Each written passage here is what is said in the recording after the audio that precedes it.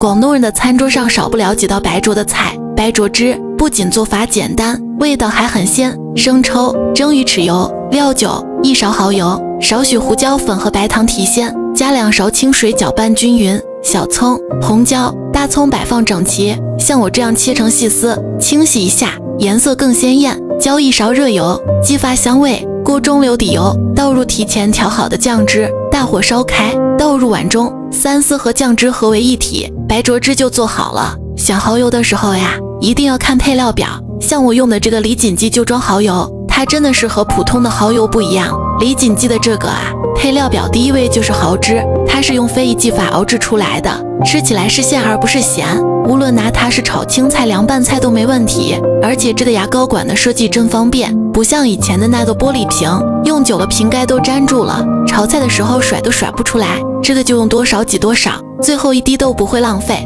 清口还有防漏法，用完了也干干净净的，一分价钱一分货，真应该给家里人吃点好的蚝油。很多人做白灼虾都喜欢加水煮，这样营养和鲜味全都流失了。下面就把海边渔民的做法分享给大家。8块8一斤的大虾倒入锅中，加葱姜、料酒去腥增香，扣上盖子，大火煮3分钟，全程不用加1滴水，这才是大虾肉质鲜嫩的关键。这样煮出来的大虾鲜的美味，孩子一口一个，好吃到连壳都不剩。